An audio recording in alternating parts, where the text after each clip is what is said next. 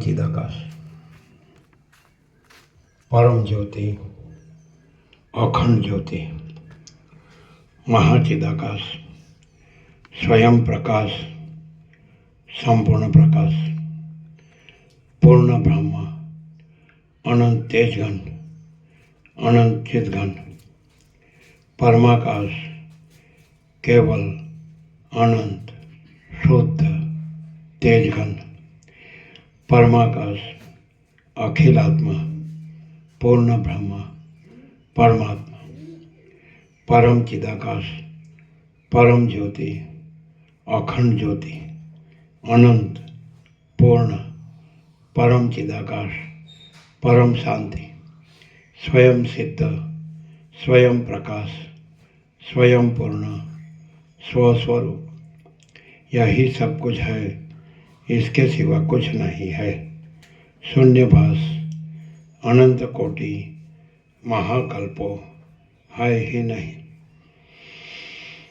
महाचिदाकाश, स्वयं प्रकाश, संपूर्ण प्रकाश, महाचिदाकाश ज्योति, अनंत, अखंड, अभेद, महाचिदाकाश ज्योति, महातत्व, महासामान्य, महाचिदाकाश स्वसंवेद्य, सहज निर्विकल्प, महाचिदाकाश परम कैवल्य, परम शांति, परम चिदाकाश अनंत पूर्ण निरपेक्ष सत, अनंत संपूर्ण अपरिग्रह निर्भ्रांत निरपेक्ष, वशिष्ठ राम निर्वाण पूर्वार्ध राउंड 41मो राउंड।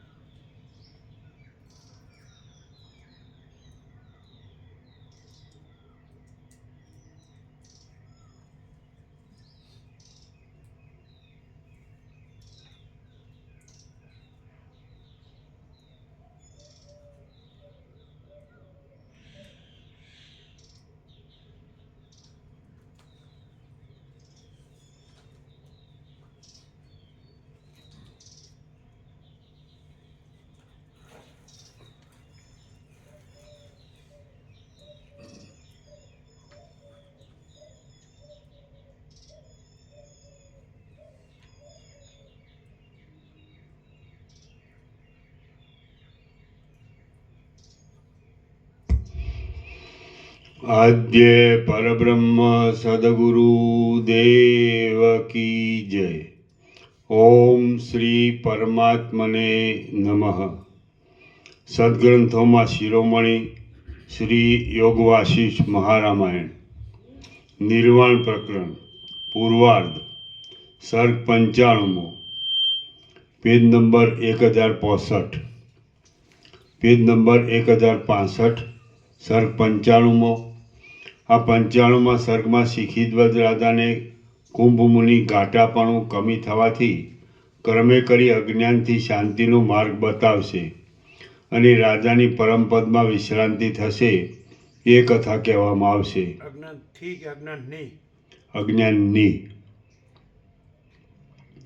આ 95માં સર્ગમાં શિખીધ્વજ રાજાને કુંભમુનિ ઘાટાપણું કમી થવાથી ક્રમે કરી અજ્ઞાનની શાંતિનો માર્ગ બતાવશે અને રાજાની પરમપદમાં વિશ્રાંતિ થશે એ કથા કહેવામાં આવશે. શિખીધ્વજની વિશ્રાંતિ. શિખીધ્વજ રાજા બોલ્યો, બ્રહ્માથી માંડી તણખલા સુધી જે કાંઈ દેખાય છે તે સર્વ જો મિથ્યા જ હોય તો તેનાથી આપણો વ્યવહાર કેવી રીતે નભે? અને તે મિથ્યા પદાર્થોથી દુઃખ પણ શા માટે થાય? અને જન્મ મરણ આદિ દુઃખોનું કારણ કેમ થઈ પડે છે? કુંભમુનિ બોલ્યા, જેમ બહુ ઠંડી પડવાથી જળ બરફ બની પથ્થર જેવું થાય છે, તેમાં જગતરૂપી ભ્રમ મિથ્યા છતાં સૃષ્ટિકર્તા હિરણ્યગર્ભનું સત્ય સંકલ્પપણું હોવાથી તેમના સંકલ્પ માત્રથી દ્રઢ થઈ જઈ તમારા કહેવા પ્રમાણે ક્રિયા કરી આપે છે અને જન્મ મરણ આદિ દુઃખ પણ ઉત્પન્ન કરે છે. માટે જ્ઞાન ઉત્પન્ન થવાના ક્રમ વડે અજ્ઞાન શિથિલ થઈ જવાથી આ દેખાતો સંસાર પણ શિથિલ થઈ જઈ અજ્ઞાનની સાથે જ નાશ પામી જાય છે, એમ જ્ઞાનવાન પુરુષોનું સમજવું છે. અજ્ઞાનનો નાશ થયા વિના પ્રથમ અજ્ઞાનથી દેખાતા આ જગતના આકારનો કદી પણ નાશ થતો જ નથી. અજ્ઞાનનું શિથિલપણું થવામાં સર્વ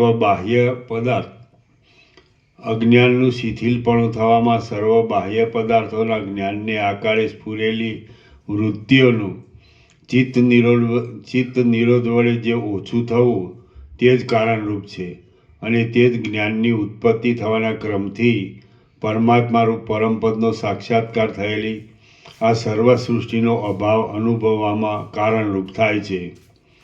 જગતમાં પણ પ્રથમ જે પદાર્થનું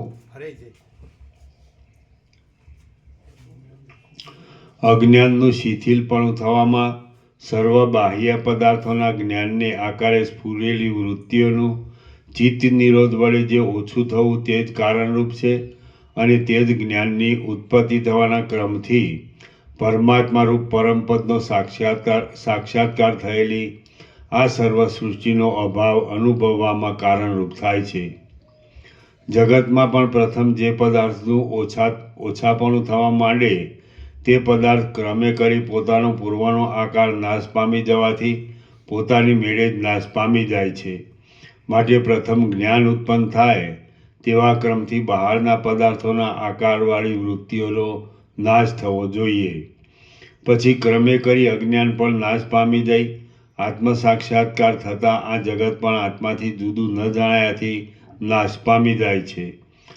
આ ક્રમ વડે તમે પોતે જ આદિ પુરુષ છો અને ભ્રાંતિથી અનેક પ્રકારે દેખાતું આ જગત જાજવાના જળના જેવું મિથ્યા છે.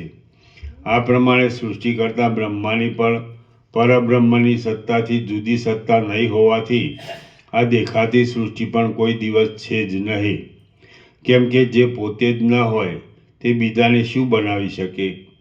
આજે સર્વ સૃષ્ટિ દ્રશ્ય અદ્રશ્ય પદાર્થો નજરે આવે છે તે સર્વ જાજવાના જળના જેવા મિથ્યા જ છે અને તે ઘણો કાળ વિચાર કરવાથી છીપમાં થયેલી રૂપાની ભ્રાંતિની પેઠે નાશ પામી જાય છે. કારણ જ ન હોવાથી આ જગતરૂપી કાર્ય થયું જ નથી, છતાં તે છે એમ જે જણાય છે તેનું કારણ તપાસવા જતાં મિથ્યા જ્ઞાન વિના બીજું કશું દેખાતું નથી. જે ભ્રાંતિથી દેખાય છે તે કોઈ દિવસ છે જ નહીં. જાજવાના જળથી કોઈએ ગળા ભર્યા છે કે નથી જ ભર્યા? શિખીધ્વજ રાજા બોલ્યો, અનંત જન્મરહિત અદ્રશ્ય, શાંત, પોતાના સ્વરૂપમાંથી કદી પણ ભ્રષ્ટ ન થનાર, આકાશના જેવું વ્યાપક તથા અસંગ પરબ્રહ્મ સર્વના આદિ સૃષ્ટિકર્તાનું શા માટે કારણ નહીં? કુંભમુનિ બોલ્યા, હેતુપણાનો કે કાર્યપણાનો એ બંનેનો અભાવ જ હોવાથી પરબ્રહ્મ કારણરૂપ કિંવા કાર્યરૂપ નથી. એ પોતે એક અદ્વિતીય હોવાથી સર્વદ્રશ્ય જળવર્ગ ઓળંગી પોતાના શુદ્ધ રૂપમાં જ રહે છે. જે પરબ્રહ્મ કરતા નથી, કર્મ નથી, કરણ સાધન નથી, નિમિત્ત કારણરૂપ નથી અને ઉપાદાન કારણરૂપ પણ નથી, જે તર્કમાં ન આવી શકે તેવું છે અને જે જાણવામાં પણ ન આવી શકે તેવું છે, તે પરબ્રહ્મમાં કર્તાપણું શી રીતે ઘટી શકે? ન જ ઘટે. બ્રહ્મમાં કોઈ ધર્મો રહી શકતા જ નથી, એટલે તે કારણ પણ નથી અને કાર્ય પણ નથી. એ ધર્મો પણ તેમાં રહી શકતા નથી, એટલે કાર્યકારણ એ બંને રૂપ તે આ જગતને આકારે દેખાય છે. એમ કદાચિત તમે તર્ક કરતા હો તો તે જગત જ બ્રહ્મરૂપ હોવાથી બ્રહ્મની પેઠે એક અદ્વિતીય માપ તેમજ આદિ અંતથી રહિત નામ અને રૂપ ટળી જતા ચૈતન્ય સ્વરૂપ પરબ્રહ્મમાં એક રસપણે જ રહેલ છે એમ સમજવું. અર્થાત જગતની સત્તા તેથી જુદી છે જ નહીં. બ્રહ્મ જો તર્કમાં પણ ન આવી શકે તેવું, પૂરી રીતે જાણી પણ ન શકાય તેવું નિર્વિકાર, શાંત અને સુખરૂપ છે, તો પછી કોને, શી રીતે, કયા કાળમાં અને સાથી કર્તાપણું તથા ભોગતાપણું તેમાં ઘટી શકે? આ જગત આદિ સર્વ કોઈનું બનાવેલું નથી, તેથી તે છે જ નહીં અને તમે પોતે પણ કરતા કે ભોગતા નથી, પરંતુ બધું જન્માદિ વિકાર વગરનું સુખરૂપ શાંત પરબ્રહ્મરૂપ જ છે. કારણ ન હોવાથી કોઈના કાર્યરૂપે આ જગત થયું જ નથી અને કારણ વિના જે કાર્ય દેખાય તે ભ્રાંતિ માત્ર હોવાથી પ્રતીતિમાં આવતું આ જગત પણ ભ્રાંતિ માત્ર જ છે. આ સૃષ્ટિ કોઈનું કાર્ય જ ન હોવાથી ઉપર જણાવ્યા પ્રમાણે તે છે જ નહીં. જ્યારે કોઈ પણ કારણનું જગત કાર્ય જ નથી, ત્યારે જગતનું મિથ્યાપણું સિદ્ધ થવાથી સર્વ પદાર્થોનો અભાવ જ સિદ્ધ થાય છે. અને જ્યારે કોઈ પણ પદાર્થ જ નથી એમ સિદ્ધ થાય, ત્યારે જાણવાનો કાંઈ વિષય જ ન હોવાથી કોનું જાણવાપણું રહે? જાણવાનો અભાવ થતાં હું જાણનાર છું એવું અભિમાન ધરાવનાર અહંકારનું કાંઈ કારણ જ રહેતું નથી, જેથી એ અહંકાર નિર્મૂળ જ થઈ જાય છે. માટે તમે આત્મ સ્વરૂપ હોવાથી શુદ્ધ અને મુક્ત જ છો. તમારા સ્વરૂપમાં બંધ, મોક્ષ આદિની કલ્પના જ ઘટતી નથી. શિખીધ્વજ રાજા બોલ્યો, હે મહારાજ, હવે હું આપની કૃપાથી સમજ્યો છું. આપે જે આ વાત કહી તે યુક્તિથી ઘટે તેવી છે. બ્રહ્મ પોતે કોઈનું કારણ ન હોવાથી તે કરતા નથી એમ હું સમજું છું. કોઈ કરતા ન હોવાથી જગત પણ નથી. જગત ન હોવાથી આ નામરૂપવાળા જગતના પદાર્થો પણ નથી. એ નામરૂપવાળા પદાર્થો ન હોવાથી ચિત્ત આદિ અને તેના બીજરૂપ અહંકાર આદિ પણ નથી. આ રીતે અહંકાર સુધી સર્વ જળવર્ગનો અભાવ હોવાથી હું શુદ્ધ છું, જ્ઞાન સ્વરૂપ છું અને સુખરૂપ જ છું. મારા શુદ્ધ ચૈતન્ય સ્વરૂપ વિના કોઈ પણ બીજો જળ પદાર્થ વર્ગ જુદો છે જ નહીં. એવો બોધ થવાથી હું મને પોતાને જ નમસ્કાર કરું છું. આપે કહેલી યુક્તિ પ્રમાણે વિચાર કરવાથી અધ્યારોપની દ્રષ્ટિએ અહંકારથી આરંભી સર્વ જળ પદાર્થો હોય એમ લાગે છે અને વિવેક વડે પાછો સર્વ અહંકાર પર્યંત જળ વર્ગનો અપવાદ થઈ જતા તે સગળું મિથ્યારૂપ જ ભાસે છે. આ પ્રમાણે જ્ઞાન થવાથી બ્રહ્માંડના અધિષ્ઠાન આકાશની પેઠે હું વિક્ષેપ રહિત થઈ રહ્યો છું. દેશ, કાળ, દિશા, રચનાઓ અને આ સર્વ કાર્ય સમૂહો સહિત જગતના પદાર્થોના વિભાગો જે મને ભાસતા હતા તે બધું આજે ઘણે કાળે નિવૃત્ત થયું અને અહો, શાંત નિર્વિકાર પરબ્રહ્મ જ અવશેષ રહ્યું. હવે હું શાંતિ પામ્યો છું, મુક્ત થયો છું, ચારે બાજુ પૂર્ણપણે રહ્યો છું. હું જતો નથી, જન્મતો નથી અને મરતો પણ નથી. હું આ પ્રમાણે બ્રહ્મરૂપ થઈ રહ્યો છું અને તમે પણ જેમ છો તેમ જ એ અભયપદમાં સદાકાળ રહો. અને હવે હું પરમ પુરુષાર્થરૂપ શુદ્ધ મનવાણીથી અગમ્ય સુખરૂપ આત્મા જ છું. શ્રી યોગવાસિષ્ઠ મહારામાયણમાં નિર્વાણ પ્રકરણના પૂર્વાર્ધનો શિખીધ્વજ વિશ્રાંતિ નામનો સર્ગ 95મો સમાપ્ત. સર્ગ 96મો. આ 96મા સર્ગમાં જ્ઞાનવાન થયેલા એ રાજાના ચિત્તમાંથી નિર્મૂળ રીતે દ્રશ્યની સત્તા જતી રહે તેવો બોધ કુંભ મુનિ આપશે એ કથા કહેવાશે.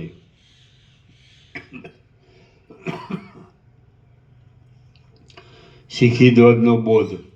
વશિષ્ઠ બોલ્યા, એ પ્રમાણે શિખીધ્વજ રાજા બ્રહ્મમાં શાંતિ પામી વાયુ વગરના પ્રદેશમાં સ્થિર થઈ રહેલા દીવાની પેઠે એક મુહૂર્ત સુધી નિશ્ચળ અને શાંત મનવાળો થઈને રહ્યો.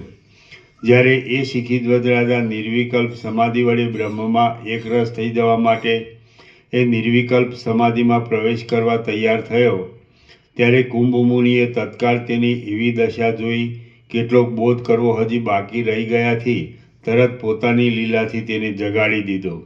કુંભ મુનિ બોલ્યા, હે રાજા, અજ્ઞાનરૂપ નિદ્રામાંથી હવે તમે જાગ્યા છો અને પરમ પુરુષાર્થરૂપ પરબ્રહ્મમાં જ શાંત થયા છો.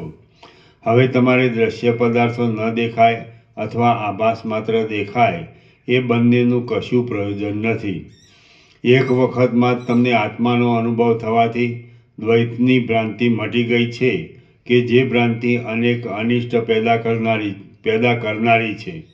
હે પ્રિય રાજા, હમણાં તમને સર્વ દ્રશ્ય પદાર્થોનું ચિત્તમાં જે સ્ફુરણ થયું તે વિનાના થઈને તમે જીવન મુક્ત થયેલા છો. વશિષ્ઠ બોલ્યા, એ પ્રમાણે કુંભ મુનિએ બોધ આપવાથી એ રાજાને જ્ઞાન થયું અને મહામોહરૂપી બંધનમાંથી છૂટો થવાથી તે વધારે શોભવા લાગ્યો. પરબ્રહ્મમાં બુદ્ધિ શાંત થવાથી ક્ષણ માત્રમાં જ આ સર્વ દ્રશ્ય પદાર્થોના મિથ્યાપણાનો અનુભવ કરનાર અને જીવન મુક્ત થઈ ગયેલો એ શિખીધ્વજ રાજા નીચે પ્રમાણે બોલ્યો. શિખીધ્વજ રાજા બોલ્યો, મને હર્ષ અને માન આપનાર હે દેવપુત્ર, ઘણું ખરું એ બધું તો હું આપના કહેવા પરથી જાણી ચૂક્યો છું. તો પણ પાછો તે બોધ દ્રઢ થવાને જે આપને પૂછું છું તે વિશે ખુલાસો કરો. પરમ પુરુષાર્થરૂપ નિર્વિકાર આભાસ વગરના અને અદ્રશ્ય પરબ્રહ્મમાં દ્રષ્ટા, દર્શન અને દ્રશ્ય, જોનાર, જોવું અને જોવાનો વિષય એ ત્રણેય આકારે દેખાતી આ જગતરૂપી પ્રતીતિ ક્યાંથી થઈ? કુંભ મુનિ બોલ્યા, હે મહારાજ, મને અજ્ઞાનનું ઢાંકણ ખસી જવાથી તમે બહુ તેજસ્વી લાગો છો. તમે આ ઘણું ઠીક પૂછ્યું, કેમ કે હવે તમારે એ જાણવું જ બાકી રહ્યું છે. માટે તમે સાંભળો. અનેક પ્રકારના જળ તથા ચેતનના આકારવાળા સઘળા પદાર્થો દેખાય છે તે બધું છેવટે મહાપ્રલયમાં નાશ પામી જાય છે. મહાપ્રલયને અંતે સર્વનો નાશ થયા પછી સર્વત્ર ફેલાઈ ગયેલા નિશ્ચળ ગંભીર તેજથી અને અંધારાથી પણ વિલક્ષણ સર્વના સારરૂપ સત્ય વસ્તુ જ અધિષ્ઠાન ચૈતન્ય જ અવશેષ રહે છે કે જે ચૈતન્યરૂપ છે, નિર્વિકાર છે, નિર્મળ છે, આકાશના જેવું પરમ અસંગ છે, સઘળી કલ્પનાઓ વિનાનું છે અને સત્ય તત્વનો અનુભવ કરનારી બુદ્ધિ એકાગ્રપણાથી તેમાં જોડી દેતા જે અતિ નિર્મળ અને એકરૂપ જ લાગે છે, જે શાંત, સર્વવ્યાપી અને પ્રકાશ સ્વરૂપ છે, જે પરમાત્મારૂપ છે, જે સ્વયં પ્રકાશ અને જ્ઞાન માત્ર જ છે, જે સારી રીતે તર્કમાં પણ આવી શકતું નથી, તેમ જે પૂર્ણ રીતે જાણી પણ શકાતું નથી, જે સર્વત્ર સમાન રૂપે રહેલું છે, જે ઉત્તમ સુખરૂપ છે, જે બ્રહ્મરૂપ છે, જે મોક્ષરૂપ છે, જે ચોતરફ ફેલાયેલા પોતાના જ્ઞાન સ્વરૂપથી ભરપૂર છે, જે અતિ ઝીણા પદાર્થોથી પણ અતિ ઝીણું છે, જે બહુ મોટા પદાર્થોથી પણ બહુ મોટું છે, જે બહુ ભારે પદાર્થોથી પણ બહુ ભારે છે, જે અતિ શ્રેષ્ઠ પદાર્થોથી પણ અતિ શ્રેષ્ઠ છે. એ પરમ તત્વ એવું તો સૂક્ષ્મ છે કે જેના પાસે અતિ સૂક્ષ્મ આ આકાશ પણ જેમ રાય વગેરે અણુ પદાર્થની પાસે મેરુ પર્વત સ્થૂળ લાગે તેમ સ્થૂળ જ ભાસે છે. અને એ પરમ તત્વ એવું તો સ્થૂળ છે કે જેની પાસે આ જગત એક પરમાણુ જેવું લાગે છે, તથા તે તત્વના કોઈ શુદ્ધ ભાગમાં જણાતું પણ નથી. અધ્યારોપ દ્રષ્ટિએ જોતા એ માયામાં પ્રતિબિંબ રૂપે પડનાર અધિષ્ઠાન ચૈતન્યમાં ઈશ્વરથી થયેલા હિરણ્યગર્ભનું સર્વરૂપ હું જ છું એવું સર્વમાં પોતાના આત્મારૂપે જે અભિમાન થવું તે જ સર્વ જીવ સમૂહોની સ્થિતિનો આધાર છે. અને આ સ્થૂળ જગતના આકારથી વિરાટ રૂપે પણ તે જ રહેલ છે. જેમ પવનનો અને તેમાં રહેલી ગતિનો વાસ્તવ ભેદ નથી અને આકાશનો તથા તેમાં રહેલા શૂન્યપણાનો ભેદ નથી, તેમ એ ચૈતન્યરૂપ પરમાત્માનો અને તેમાં અધ્યાસ વડે રહેલા અહંકારનો પણ ખરું જોતા કાંઈ પણ ભેદ જ નથી. જેમ દેશ અને કાળની અમુક હદમાં આવી જવાથી અંતવાળા જળની અંદર કાંઈ કારણને લીધે તરંગ આદિ ઉત્પન્ન થાય છે, તેમ મિથ્યા દેશકાળની હદ બહાર હોવાથી અનંત એવા એ પરમ તત્વમાં કારણ વિના જ આ જગત ભાસે છે. જેમ દેશકાળથી અંતવાળા સોનાના કડા આદિ દાગીનાઓ કારણનો સંબંધ થતાં ઉત્પન્ન થાય છે, તેમ દેશકાળ વડે અનંત એવા પરબ્રહ્મમાં આ જગત કારણ વિના જ ભાસે છે. જગતરૂપી રાજ્યનું અધિષ્ઠાન રૂપે માલિક હોવાથી મહારાજા બનેલું એ બ્રહ્મ સર્વના કરતાં શ્રેષ્ઠ છે. અને અપવાદ રૂપે તત્વદ્રષ્ટિથી જોતા ચૈતન્ય આકાશમાં મિથ્યા રૂપે આરોપિત કરેલું હોવાથી એ જગત તૃણના જેવું અતિ તુચ્છ અને નિર્માલ્ય બની જાય છે, તથા તેનો દ્વૈત ભાવ જુદાપણું મટી જઈ નિર્વિકાર શાંત પરબ્રહ્મ સાથે એકરૂપ થઈ જાય છે. અતિ શ્રેષ્ઠ એ પરમતત્વ એવું તો સત્તાવાળું છે કે ઈશ્વરરૂપી એ અધિષ્ઠાન ચૈતન્યની સત્તાથી જ આ જગતના સર્વ પદાર્થ સમુદાયની સત્તા સુશોભિત રીતે રહેલી છે એમ અનુભવથી સિદ્ધ થાય છે.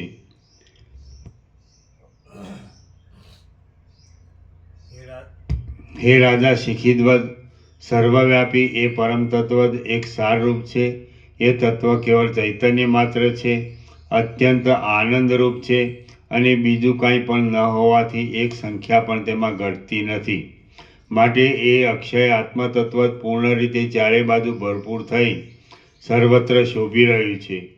બીજી કોઈ પણ કલ્પના તેમાં છે જ નહીં.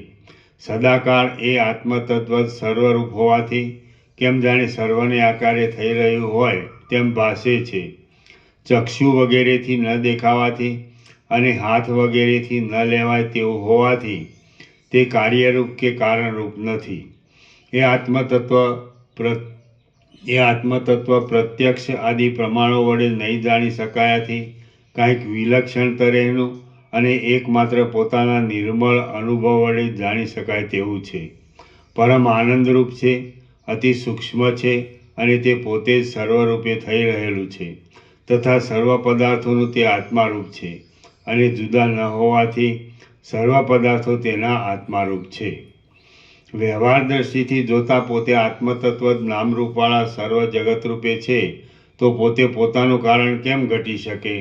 અને પરમાર્થ દ્રષ્ટિથી જોતા દ્રશ્યની સત્તાના આભાસ વગરના જ્ઞાન સ્વરૂપ એવા એ પરમ તત્વનું અન્ય વસ્તુ જ ન હોવાથી કારણપણું શી રીતે ઘટી શકે? પરમાર્થ દ્રષ્ટિથી અદ્વૈત રૂપે તેને સત્ય માનીએ અને વ્યવહાર દ્રષ્ટિથી દ્વૈત રૂપે મિથ્યા માનીએ તો પણ સત્ય અને મિથ્યા એ બંનેનો પરસ્પર વિરુદ્ધતાને લીધે કાર્યકારણ ભાવ ઘટે તેમ ન હોવાથી તેનું કારણપણું કેમ ઘટે? ન જ ઘટે. જે કોઈનું બીજ જ નથી અને જે નામરૂપ વગરનું હોવાથી કોઈનું નિમિત્ત કારણ પણ નથી, તે સર્વત્ર ભરપૂર રહેલા પરમાત્માથી આ પ્રમાણ પ્રમેય આદિરૂપે રહેલું જગત થયું જ નથી. એ પરમ આત્મતત્વ કર્તા નથી, કર્મ નથી અને કરણ પણ નથી. કર્તા એટલે કરનાર, કર્મ એટલે ક્રિયા વડે પ્રાપ્ય, કરણ એટલે ક્રિયામાં મદદગાર સાધન. તે એ પરમ આત્મતત્વ કરતા નથી, કર્મ નથી અને કરણ પણ નથી. સત્ય કેવળ ચૈતન્યરૂપ અને નિર્વિકાર છે, આત્મરૂપ છે, જગત આદિ આભાસ વગરનું છે તથા પોતે અક્ષય જ્ઞાન સ્વરૂપ છે. હે તત્વજ્ઞ રાજા, તે પરબ્રહ્મમાંથી જો કાંઈ ઉત્પન્ન થયું નથી તો પછી કયો પુરુષ તેને શી રીતે મેળવી શકે? અથવા કાંઈ પણ ન હોવાથી શું મેળવી શકે? કાંઈ પણ નહીં. જેમ જળમાં તરંગ આદિ કોઈ કારણને યોગ્ય ઉત્પન્ન થાય છે, પરંતુ વિચાર કરતાં તે જળથી જરા પણ જુદા પડી શકતા નથી, તેમાં જગત પણ દેશકાળ વડે અંત વગરના પરબ્રહ્મમાં મિથ્યા હોવાથી વિના કારણે દેખાય છે, પરંતુ વિચાર કરતાં તે ચેતન સ્વરૂપ પરબ્રહ્મથી જરા પણ જુદું પડી શકતું નથી. શિખીધ્વજ રાજા બોલ્યો, જો જળ વગેરેમાં તરંગ વગેરે કારણના યોગથી જ ઉત્પન્ન થાય છે અને પરબ્રહ્મમાં જગત તથા અહંકાર આદિ વિના કારણે ભાસે છે, તો કારણ વિનાનું કાંઈ કાર્ય જ ન હોવાથી એ સર્વ છે જ નહીં એમ હું સમજું છું. કુંભમુનિ બોલ્યા, હે રાજા, હવે તમે તત્વદ્રષ્ટિથી બરાબર સત્ય સમજ્યા છો. જગત, અહંકાર વગેરે કશું પણ એ શુદ્ધ અધિષ્ઠાન ચૈતન્યમાં છે જ નહીં. પોતાના નામરૂપ વગરનું એ જગત પરબ્રહ્મ રૂપ જ છે. જેમ પરમાત્માની અંદર આકાશથી પણ અતિ સૂક્ષ્મ માયારૂપી આકાશ વડે રચાયેલો ગંધર્વ નગર મિથ્યા હોવાથી શાંતપણાથી આકાશની સત્તા વડે જ રહેલું છે, તથા જેમ બ્રહ્મરૂપ હોવાથી શૂન્યતા વગરના આકાશમાં આકાશની સત્તાથી જ શૂન્યતા રહેલી છે, તેમાં જગત પણ ઈશ્વરની સત્તાથી ઈશ્વરમાં સગુણ બ્રહ્મમાં રહ્યું છે.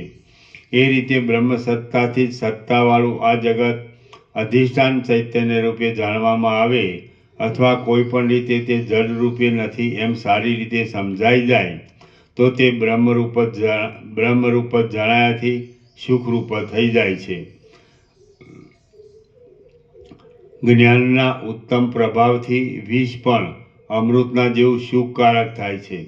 આ જગત બ્રહ્મરૂપ છતાં સારી રીતે બ્રહ્મરૂપે ન જણાયાથી પરમ દુઃખકારક અને અમંગળરૂપ લાગે છે.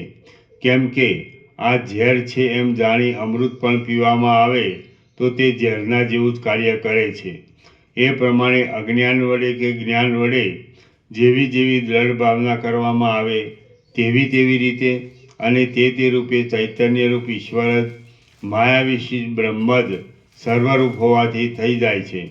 જેમ અગ્નિનું ફરતું ઉંબાડિયું ભ્રાંતિથી વિચિત્ર આકારવાળું ભાસે છે, પરંતુ તે પોતે એકરૂપે જ હોય છે, તેમ બ્રહ્મસત્તા ભ્રાંતિથી જગત આદિ વિચિત્ર આકારે દેખાતા છતાં પણ પોતાના એક શુદ્ધ સ્વરૂપે જ રહેલી છે. જે પરબ્રહ્મ સર્વત્ર અધિષ્ઠાન ચૈતન્ય રૂપે રહેલ છે, તે પોતાના આત્મારૂપ અધિષ્ઠાન ચૈતન્ય તેનું પૂરું જ્ઞાન ન થતાં અજ્ઞાન વડે દેહ, જીવ આદિને આકારે અને જગત આદિને આકારે થઈ રહી હોય તેમ ભાસે છે. પરમ સુખરૂપ પરબ્રહ્મ જ કેવળ આ પ્રમાણે અજ્ઞાનને લીધે ભ્રાંતિથી જ અનેક રૂપે ભાસી રહ્યું છે. માટે જગત, અહંકાર આદિ કાંઈ નહીં હોવાથી એ સંબંધી પ્રશ્ન જ યોગ્ય નથી. જે વસ્તુ હોય તેમાં પ્રશ્ન કરવો ઘટે છે, પણ શોધવા બેસતા જે છે જ નહીં તેની શોધથી કે પ્રશ્ન કરવાથી શું ફળ છે? કાંઈ નથી. જેમ એક અમુક આકાર વિના સુવર્ણની સ્થિતિ જ નથી, તેમ જગતને અહંકાર વિના ઈશ્વરની પણ સ્થિતિ બ્રહ્મ સત્તાથી જુદી ઘટતી નથી. તેથી તે સંબંધે પ્રશ્ન પણ ઘટતો નથી. કાંઈ કારણ જ ન હોવાથી કશું થયું જ નથી, પરંતુ આ પ્રમાણે બ્રહ્મ જ સર્વરૂપે ભાસે છે. એ બ્રહ્મ કોઈ પણ પ્રકારે વિકાર નહીં પામ્યા છતાં કેમ જાણે જગતને આકારે થઈ રહ્યું હોય તેમ રહેલ છે. જેમ સ્ત્રી પુરુષો યુવાવસ્થામાં કામથી અંધ બની કામમય જ બને છે અને કામે જ પ્રેરણા કરવાથી પરસ્પર સંગમાદિક વડે પુત્રાદિક ઉત્પન્ન કરી અનેક ચમત્કારો કરે છે, તેમ પદાર્થ માત્ર માયાવિશિષ્ટ પરબ્રહ્મમય જ ઈશ્વરમય જ છે. તેમ પદાર્થ માત્ર માયા વિશિષ્ટ પરબ્રહ્મમય જ ઈશ્વરમય જ છે. અને એ માયા વિશિષ્ટ પરબ્રહ્મ પોતાની માયા વડે પ્રેરણા કરવાથી તેઓ પરસ્પર સાધનરૂપ થઈ પોતાના પંચ મહાભૂતરૂપી શરીરમાં માયાથી અનેક ચમત્કારો કર્યા કરે છે. ચૈતન્યરૂપ આત્મામાં પોતાના આત્માને માયા વડે નાના પ્રકારનો કરી લઈ કેમ જાણે પોતે નાના પ્રકારનો થઈ રહ્યો હોય તેમ કાર્યરૂપે માપવાળો જણાય છે.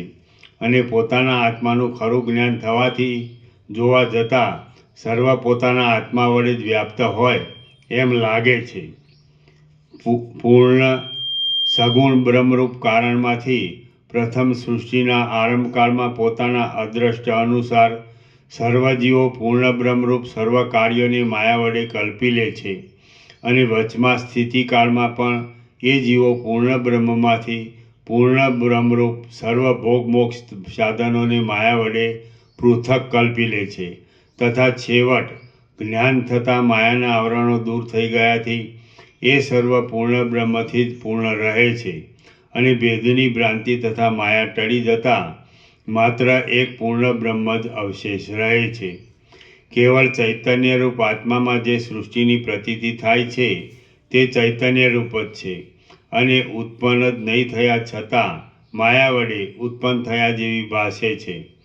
હું અધિષ્ઠાન ચૈતન્ય જ છું અને એ અધિષ્ઠાન ચૈતન્ય સૃષ્ટિના આદિકાળમાં પોતે નિર્વિકાર પ્રકાશરૂપ અનાદિ અને અનંત પોતાના સ્વરૂપનો ત્યાગ ન કરતા અને અનેક રૂપે ઉત્પન્ન નહીં થયા છતાં કેમ જાણે પોતાના ચૈતન્ય સ્વરૂપ વડે માયાને લીધે પોતે અનંત સમષ્ટિ ચિત્તરૂપે થઈ ગયેલ હોય તેમ દેખાય છે.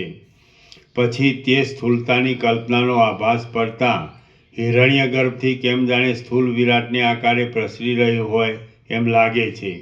અને ત્યાર પછી અવિદ્યા વડે પ્રત્યેક જીવરૂપે અમુક નામરૂપને આકારે થઈ જઈ આ જગતને ભ્રાંતિથી સત્ય માની લે છે. અથવા જગતમાં અધિષ્ઠાન ચૈતન્ય તેનું વાસ્તવ સ્વરૂપ હોવાથી તે એ અધિષ્ઠાનને સત્યરૂપ માને છે. અને ભાવના અનુસાર જરાયુજ અંડજ આદિ પ્રાણીઓ રૂપે બની જાય છે. અને ક્ષણ માત્રમાં તેવી ભાવના વડે તેવા દ્રશ્યને આકારે દેખાય છે. એ પ્રમાણે નિર્વિકાર સ્વભાવથી જ નામરૂપ રહિત અનિર્દેશ્ય કોઈ પણ રીતે નિર્દેશ કરી ન શકાય તેવું જગતની સત્તા વિનાનું સત્ય વસ્તુ રૂપે રહેલું અનુભવરૂપ એક આત્મતત્વ જ પોતાના અનેક ચમત્કારો કરનારી માયામાં પ્રતિબિંબવાળું થઈ જગતને આકારે પ્રસરી જઈ જગતની જેમ થઈ રહેલું છે. શ્રી યોગ વાસિષ્ઠ મહારામાયણમાં નિર્વાણ પ્રકરણના પૂર્વાર્ધનો શિખીધ્વજ અવબોધન નામનો સર્ગ 96મો સમાપ્ત. સર્ગ 97મો. પ્રથમ સર્વદ્રશ્ય પદાર્થ કારણ વગરનો હોવાથી વસ્તુતઃ તે છે જ નહીં એમ બતાવ્યું છે.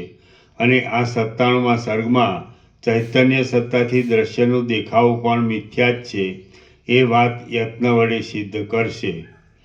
દ્રશ્ય દર્શન મિથ્યા છે. કુંભમુનિ બોલ્યા, દેશકાળ વડે અંતવાળા સુવર્ણમાં પ્રથમ કહ્યા પ્રમાણે કડા આદિ થનારા પદાર્થોથી ઉત્પત્તિનો ક્રમ જણાય છે. પરંતુ નિર્વિકાર પરબ્રહ્મથી તો કશું ઉત્પન્ન પણ થયું નથી અને કાંઈ લય પણ પામતું નથી. પોતાના સત્ય સ્વરૂપમાં રહેલું પરબ્રહ્મ કોઈનું ઉપાદાન કારણ કે નિમિત્ત કારણ નથી. તે પોતે શુદ્ધ અનુભવ સ્વરૂપ છે અને તેથી જુદું બીજું કશું છે જ નહીં. જગત અહંકાર આદિની જે કાંઈ પ્રતીતિ થાય છે તે પણ એ અનંત બ્રહ્મ સત્તારૂપ જ છે. શિખીધ્વજ રાજા બોલ્યો, હે મહારાજ દેવપુત્ર, પરબ્રહ્મમાં જગત અહંકાર આદિ કશું નથી એ હું જાણું છું. પરંતુ જો એમ જ છે તો પછી તેમાં સૃષ્ટિની પ્રતીતિ કેમ થાય છે તે આપ તરત મને કહો. કુંભમુનિ બોલ્યા, ચોતરફ ભરપૂર રહેલું અનાદિ અને અનંત એ અધિષ્ઠાન ચૈતન્ય જ જગતને રૂપે કેમ જાણે પ્રતીત થતું હોય તેમ લાગે છે. અને તે અધિષ્ઠાન ચૈતન્ય પોતે નિર્વિકાર કેવળ ચૈતન્ય સ્વરૂપ જ હોવા છતાં જગતરૂપ શરીરવાળું પ્રતીતિમાં આવે છે. જગત આદિ સર્વ પદાર્થ બુદ્ધિનું જ પરિણામ છે એમ નથી. એના નીચે ટાંચ છે. બુદ્ધિથી જ અનાદિ વાસનાને લીધે અનેક આકાર રૂપે ભાસે છે એમ બૌદ્ધ મતમાં વિજ્ઞાનવાદીઓનો ભાગ માને છે. અહીં તે મતનો નિરાશ કર્યો છે. કુંભુની બોલ્યા, ચોતરફ ભરપૂર રહેલું અનાદિ અને અનંત એ અધિષ્ઠાન ચૈતન્ય જગતને રૂપે કેમ જાણે પ્રતીત થતું હોય તેમ લાગે છે, અને તે અધિષ્ઠાન ચૈતન્ય પોતે નિર્વિકાર કેવળ ચેતન સ્વરૂપ જ હોવા છતાં જગતરૂપ શરીરવાળું પ્રતીતિમાં આવે છે. જગત આદિ સર્વ પદાર્થ બુદ્ધિનું જ પરિણામ છે એમ નથી, તેમજ બાહ્ય પૃથ્વી આદિ પંચમહાભૂત સંબંધી સર્વ પદાર્થો સત્ય છે એમ પણ નથી. સત્ય એટલે પૃથ્વી, જળ, તેજ અને વાયુના પરમાણુઓ તથા આકાશ, કાળ, દિશા, આત્મા અને મન એ નિત્ય દ્રવ્ય છે એમ નૈયાયિક વગેરે માને છે, અને સાંખ્ય આદિ જગતનું સત્યપણું માને છે. તેમજ બાહ્ય પૃથ્વી આદિ પંચમહાભૂત સંબંધી સર્વ પદાર્થો સત્ય છે એમ પણ નથી, અને સાવ શૂન્ય જ છે એમ પણ નથી. બૌદ્ધ મતમાં શૂન્યવાદીઓનો એક ભાગ છે કે જે શૂન્યને સત્ય માને છે. આ સર્વ મતોનો અધિષ્ઠાન ચૈતન્ય જ આધાર અને સાર હોવાથી બીજાઓનો નિરાશ કરી અહીં તે જ સિદ્ધ કરે છે. જો અધિષ્ઠાન ચૈતન્ય ન હોય તો વિજ્ઞાનવાદી, બાહ્યાર્થવાદી કે શૂન્યવાદીના વિકલ્પો નિરાધાર થઈ પડે. એ સર્વના સારરૂપ અધિષ્ઠાન ચૈતન્યનું જડપણું કોઈ પણ કારણોથી બતાવી શકાય તેમ નથી. એ અધિષ્ઠાન ચૈતન્ય રૂપે રહેવામાં તથા માયા વડે જગતને આકારે દેખવામાં બંને પ્રકારે સમર્થ હોવાથી પોતાના સ્વરૂપ વિશે જેમ છે તેમ જ રહેલું છે. ચેતન અને જડ એ બંનેમાં જડ ચેતન વડે સત્તાવાળું હોવાથી તે જગત આદિ પોતે જ ખરું જોતા છે નહીં, જેથી એ પરમપદમાં સ્વચ્છ ચેતનપણું જ રહ્યું છે. જો એ નિર્વિકાર પરમપદમાં કારણપણું ઘટી શકતું હોય તો તેનું કૂટસ્થપણું, ગતિ, ભેદ અને જાતિરહિતપણું, અદ્વિતીયપણું અને અતકર્યપણું શી રીતે કહેવાય? માટે બ્રહ્મ કોઈ પણ રીતે કોઈ કારણનું ઉપાદાન કારણ કે નિમિત્ત કારણ નથી, અને તેને લીધે સૃષ્ટિ પણ થયેલી જ નથી. અધિષ્ઠાન ચૈતન્ય વિના નિરાધાર સૃષ્ટિ જ ઘટતી નથી, માટે એ જળ સૃષ્ટિ છે જ નહીં. અહંકાર, જગત, નામ તથા રૂપમાં પ્રીતિને લીધે ચિત્તને રંજન કરનારું જે કાંઈ આ દેખાય છે તે સર્વ એ ચૈતન્યમાં એક રૂપે જ રહેલું છતાં માયા વડે કેમ જાણે ઉત્પન્ન થયું હોય તેમ લાગે છે. કોઈ પણ પદાર્થમાં કારણ વિના કાર્ય ઘટતું જ નથી, માટે ચિત્ત અને જડ એ આદિ વિભાગ કલ્પી લેતા દ્વિત્વ, એકત્વ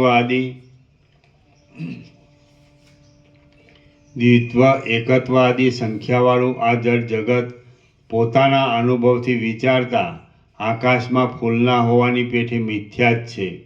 એ જગત નામરૂપ સહિત અવશ્ય નાશવાળું હોવાથી ચૈતન્યરૂપ પણ ઘટી શકતું નથી. અથવા જો એ જગત ચૈતન્યરૂપ હોય તો પુનર્જન્મને સાબિત કરનારો તેનો નાશ ક્યાંથી હોય? કદાચિત એ જગત સંબંધી સર્વ પદાર્થ સમૂહને તમે સ્વભાવથી સદા ઉત્પન્ન તથા નાશ થનારો માની લેતા હો તો પછી અનુભવ, શ્રુતિ આદિથી સિદ્ધ અખંડ નિર્વિકાર એક ચૈતન્યરૂપ જ માની લેવામાં તમને શી પીડા છે? એ નિર્વિકાર ચૈતન્યરૂપ આત્મામાં જે કાંઈ જડચેતન આદિ વિભાગ દેખાય છે તે તો માત્ર ચિત્તનો ચમત્કાર છે. બાકી ખરી સત્તા તો એકમાત્ર ચૈતન્ય તત્વની જ છે કે જેમાં દ્વિત્વ, એકતા આદિ કશી સંખ્યા જ નથી. હે રાજા શિખીધ્વજ, એ રીતે પદાર્થોની સત્તા જ ન હોવાથી બહારના દેખાવો પણ આપોઆપ દેખાતા બંધ થતાં તમને પછી અહંકારની ભાવના ક્યાંથી થવાની? અને જો અહંકાર જ હોય નહીં તો બીજું ચિત્ત શું જુદું કહી શકાય તેમ છે? એ અહંકારરૂપ ચિત્ત જ નથી તો પછી જીવબ્રહ્મનો, જડચેતનનો કે દ્રશ્ય દર્શન આદિનો ભેદ રહેતો જ નથી. તેથી તમે વાસના રહિત, શાંત ચિત્તવાળા, સંકલ્પ વગરના, પરબ્રહ્મરૂપ અને સ્થૂળ દેહ વડે દ્રશ્ય જગતમાં રહ્યા છતાં જ્ઞાન વડે પર્વતના જેવા દ્રઢ થઈ રહી જેમ દેહ સહિત પર્વતના જેવા દ્રઢ થઈ રહી દેહ સહિત જીવનમુક્ત થઈને રહો અથવા વિદેહ મુક્ત થાઓ. શુદ્ધ અધિષ્ઠાન ચૈતન્યનું જ્ઞાન થતાં સર્વ જડ પદાર્થોનો અભાવ સિદ્ધ થવાથી તે પદાર્થોની ભાવના પણ નહીં રહેતા ચિત્તમાં હું એવું અહંકારની રૂપે સ્ફુરી આવતું જીવનું સ્વરૂપ પણ નથી જ, કે જેથી શુદ્ધ કેવળ એક આત્મા જ અવશેષ રહે છે. અને વેદાર્થનો શ્રવણ મનનાદિકપૂર્વક વિચાર કરતા અનુભવ થઈ જાય સર્વ બ્રહ્મરૂપ જ જણાય છે. બ્રહ્મચિંતન વડે સિદ્ધ થયેલા એક બ્રહ્મરૂપ અર્થ જ સત્ય હોવાથી છેવટે જ્ઞાન વડે સર્વનો બાદ થઈ બ્રહ્મનો બોધ થઈ જતા એ વિચાર કરવાની વૃત્તિ પણ ક્યાંથી જુદી રહે છે? નથી રહેતી. તેથી સર્વદ્વૈતનો બાદ થઈ જતા તમે શુદ્ધ બ્રહ્મરૂપ જ છો, કે જે બ્રહ્મ પ્રથમથી જ મુક્ત, કારણ રહિત અને નિત્ય છે. પોતે એક જ હોવા છતાં આ માયા વડે સર્વ અનેક રૂપે થઈને રહેલું છે. આદિ અંત અને મધ્ય વગરનું છે. તેમાં મિથ્યા રૂપે રહેલું આ જગત શૂન્ય જ છે. અને એ ચૈતન્ય જગતને આકારે ભાસતું હોવા છતાં પણ પોતાના શુદ્ધ સ્વરૂપમાં જ બરોબર રીતે રહેલું છે. એ નિર્વિકાર બ્રહ્મ જ છેવટે અવશેષ રહે છે. શ્રી યોગવાસિષ્ઠ મહારામાયણમાં નિર્વાણ પ્રકરણના પૂર્વાર્ધનો શિખીધ્વજ પ્રબોધન નામનો સર્ગ 97મો સમાપ્ત. સર્ગ 98મો. આ 98મા સર્ગમાં ચિત્ત જ છે નહીં એવો બોધ દ્રઢ થવા માટે ચિત્તનું અવલંબન કોઈ વિષય ન હોવાથી ચિત્તનો જ અસંભવ થઈ જતા કેવળ સત્ય બ્રહ્મરૂપ જ છે એ વાત કહેવાશે. ચિત્ત સત્તાનો નિરાશ. શિખીધ્વજ રાજા બોલ્યો, ચિત્ત જ છે નહીં એવો બોધ જેમ યુક્તિ વડે ખુલ્લી રીતે થઈ જાય તેવી બીજી કોઈ યુક્તિ આપ કહો, અથવા પ્રથમ કહેલી યુક્તિને સ્પષ્ટ રીતે કહી બતાવો, કેમ કે હજી હું સારી રીતે સમજ્યો નથી. કુંભમુનિ બોલ્યા, હે રાજા શિખીધ્વજ, કોઈ કાળમાં, કોઈ દેશમાં કે કોઈ વસ્તુ રૂપે ચિત્ત છે જ નહીં. જે કાંઈ ચિત્તના જેવું ભાસે છે તે એક સત્ય બ્રહ્મ સ્વરૂપ જ છે. જો આ ચિત્ત આદિ જગત અજ્ઞાનરૂપ હોવાથી જ્ઞાન વડે તેનો બાદ થઈ જતા તે છે જ નહીં, તો પછી હું, તમે અથવા તે ઇત્યાદિ ચિત્તે કલ્પી લીધેલી કલ્પના ક્યાંથી જ હોય? ન જ હોય. જે કાંઈ આ જગત બ્રહ્મ વડે દેખાય છે તે બધું એક બ્રહ્મરૂપ જ છે. માટે દ્રષ્ટા, દ્રશ્ય અને દર્શન વગેરે એક બ્રહ્મરૂપ જ હોવાથી તે કોનાથી જણાય અને શી રીતે જણાય? મહાપ્રલય થયા પછી સૃષ્ટિના આરંભકાળમાં જ આ જગત થયું નથી, પરંતુ તમને બોધ થવા માટે અધ્યારોપ દ્રષ્ટિએ મેં તેનો નિર્દેશ કરી બતાવ્યો છે. ઉપાદાન કારણરૂપ આદિ કારણોનો અભાવ હોવાથી હોવાને લીધે અને કારણ વિના સર્વ કાર્યરૂપ પદાર્થોનો અસંભવ જ હોવાથી તે કશું છે જ નહીં. એ રીતે આ જગત અજ્ઞાન બુદ્ધિ વડે જ જણાતું હોવાથી તે વિદ્યમાન જ નથી. અને જે કાંઈ જગતના આભાસ રૂપે ભાસે છે તે બ્રહ્મ જ છે, તે વિના બીજું કાંઈ નથી. નામરૂપ વગરના જ પરમેશ્વરને વિશે તે આ નામરૂપવાળા જગતને સર્જે છે એવું મિથ્યા બોલવું ઘટતું નથી, સત્ય પણ નથી અને અનુભવમાં પણ આવતું નથી. નામરૂપ રહિત પોતાના સ્વરૂપમાં જ રહેલા સર્વશક્તિમાન ઈશ્વર, કે જે દુઃખ શૂન્ય અને સદા કૃતકૃત્ય જ છે, તે આ જગતને વૃથા રચે છે એવું તાત્પર્ય વગરના અર્થવાદોનું કહેવું હાસ્યજનક જ છે. પ્રશંસા કે નિંદાને બતાવનારા વાક્યો અર્થવાદ કહેવાય છે. સાદિત્યો યુપયજમાનઃ પ્રસ્તરઃ ઇત્યાદિ દ્રષ્ટાંતો મીમાંસા શાસ્ત્રમાં પ્રસિદ્ધ છે.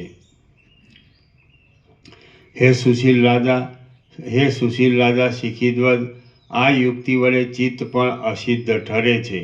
કેમ કે જો જગત જ સત્ય નથી તો પછી તેમાં રહેલું ચિત્ત આદિ ક્યાંથી જ સત્ય હોય? ન જ હોય.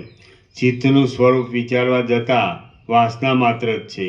વાસના થવાનો કાંઈ વિષય હોય તો જ વાસના થાય છે, પરંતુ વાસનાનો વિષય જે જગત છે તે જ અસત્ય છે, તો પછી ચિત્તનું અસ્તિત્વ સત્યપણું ક્યાંથી જ હોય?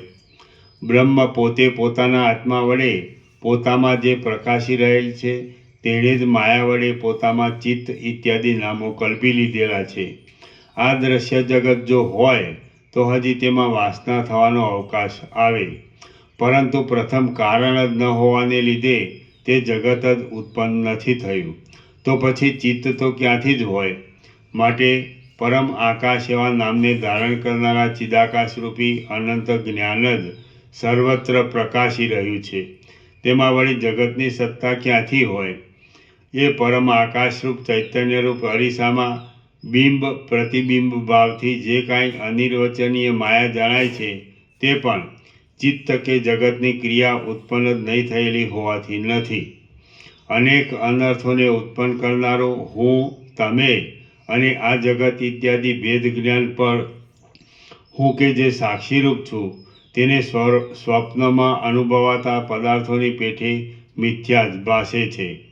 જગત કે જે વાસનાનો વિષય છે તેનો અભાવ હોવાથી જ્યારે વાસના નથી ત્યાર પછી એ વાસનાવાળું ચિત્ત ક્યાંથી હોય? કેમ રહી શકે? ક્યાં રહે અને કયે રૂપે રહે? અજ્ઞાની પુરુષોએ પોતાના ચિત્તને જ આ દ્રશ્ય જગતને આકારે કલ્પી લીધેલું છે. એ નિરાકાર ચિત્ત પ્રથમ જ ન થયાથી અસત્ય છે અને સૃષ્ટિના આરંભકાળમાં કાંઈ કારણ જ ન હોવાથી સર્વદા એ ઉત્પન્ન જ થયેલું નથી. લોક, શાસ્ત્ર અને અનુભવથી વિચાર કરતાં દ્રશ્ય વસ્તુનું અનાદિપણું, જન્મ આદિ વિકાર રહિતપણું કે નિત્યપણું ઘટતું જ નથી. જગત સાકાર, સ્થૂળ અને વિનાશી છે. તેની ઉત્પત્તિ, નાશ અને મહાપ્રલય આદિ વિકારો લોકથી, શાસ્ત્રથી અને અનુભવથી સિદ્ધ થાય છે અને તેને વિકારી આદિ નહીં માનવામાં કોઈ પ્રમાણ નથી. શાસ્ત્ર, અનુભવ અને વેદ તાત્પર્ય એ સર્વના સિદ્ધાંતો વડે સિદ્ધ થતા 3 પ્રકારના મહાપ્રલય એટલે બીજે કેટલેક ઠેકાણે નિત્ય, નૈમિતિક, પ્રાકૃતિક અને આત્યંતિક એવા પ્રલયના 4 ભેદ બતાવ્યા છે. પરંતુ અહીં પ્રાકૃતિક અને નૈમિતિકનો એક જ પ્રલયમાં સમાવેશ કરી 3 બતાવ્યા હોય એમ લાગે છે. એટલે તેની સાથેના બીજા 3 પ્રલયોની ગણના અહીં બતાવી છે એમ સમજી લેવું. કિંવા તે અત્રયઃ એમ પચ્છેદ કરવાથી સંખ્યારૂપ અર્થ જ ન કરીએ તો પણ કશો વાંધો આવતો નથી.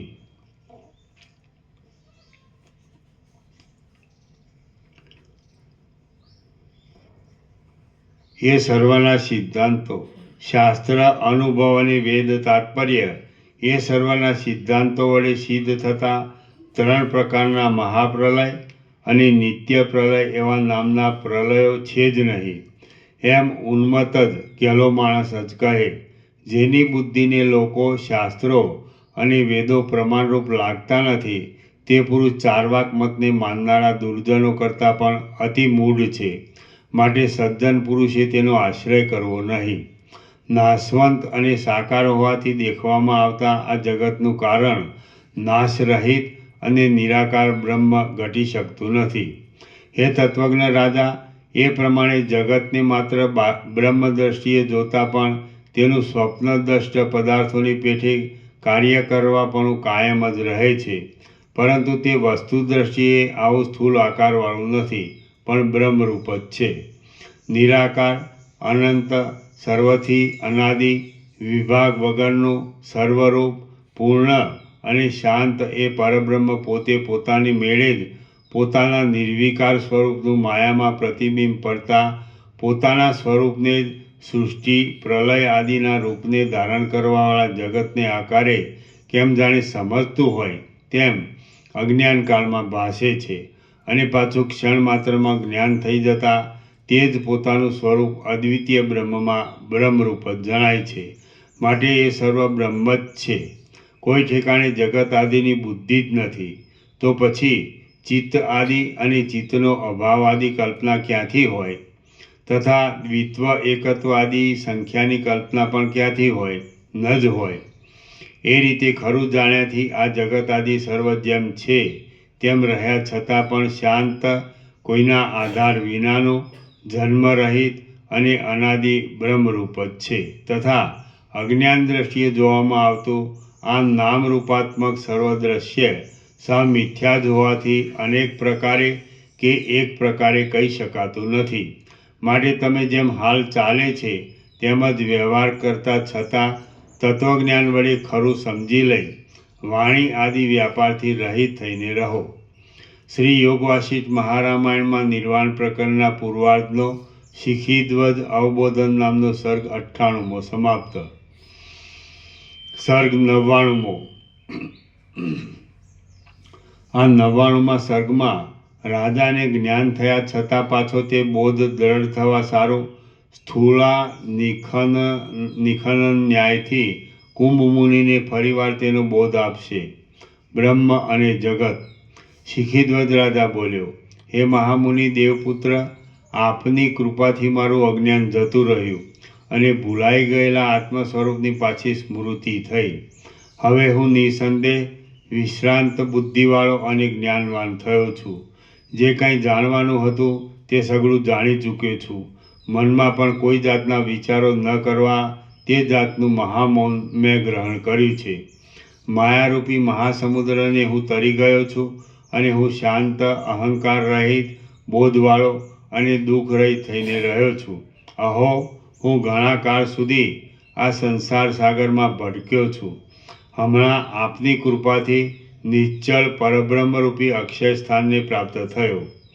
હે તત્વજ્ઞ દેવપુત્ર, એ રીતે આપનો કહેલો સિદ્ધાંત સિદ્ધ થતાં મૂર્ખ લોકોની દ્રષ્ટિમાં આવતા ત્રણેય લોકો અહંકાર આદિ સહિત છે જ નહીં અને જે કાંઈ ભાસે છે તે સર્વ બ્રહ્મ જ છે એમ હું જાણું છું.